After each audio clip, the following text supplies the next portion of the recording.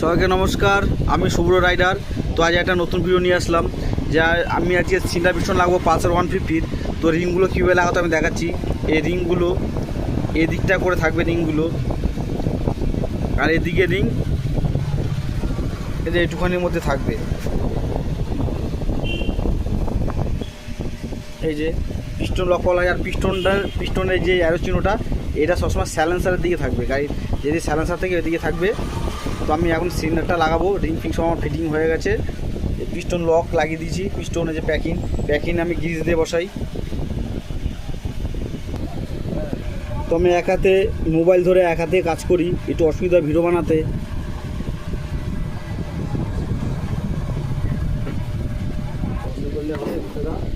থেকে লাভ নেই, গাড়ি সিলিন্ডার বসে গেছে, পিস্টন টপে রাখলাম।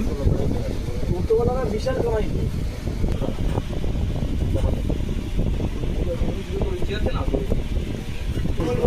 এমন চেন প্যাডটা লাগাবো।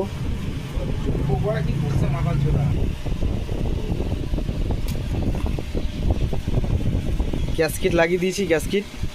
এবার হেডটা বসাবো। তো হেডটাতে ভাল্ব সব বসানো হয়ে গেছে, আগে থেকে আমি হেডটা রেডি করে রেখেছি। এখন শুধু এটা বসাবো এখানে। চেন প্যাডটা এখন লাগাবো।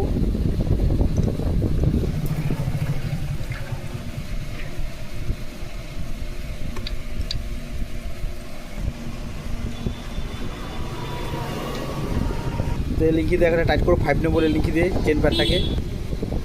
তো টাইমের চেনটা পরে লাগাবো। এখন হেডটা বসাবো, তারপরে টাইম চেনটা লাগাবো। তো এখন টাইমের চেনটা পরাবো। তো আমি আমরা টাইমিংটা দেখাচ্ছি। টাইমিং চেনের এই যে দাগ আছে, এই যে এই ভিতরে দাগ আছে, এটার সাথে একদম মাথার টপ একদম স্ট্রেট। এটা পুরো স্ট্রেট থাকবে, একদম স্ট্রেট থাকবে মাথার টি। এইভাবে টাইমিং করবে। টি একদম স্ট্রেট আছে, এই যে কোনা, এই কোনা আর এইখানে এটার সাথে এটা মিলিয়ে নেবেন। হয়ে গেল। এবার আমি কভার লাগাবো, ব্যাস কাজ শেষ। তো এই গাড়ির এই উপরে শুধু আঠা দিতে হয়, আর এটাতে আঠা দিতে হয়, আঠা দিয়ে বসাতে হয়, নাহলে এখান থেকে অয়েল লিক করবে। তাই আমি শুধু এখানেই আঠা দিই।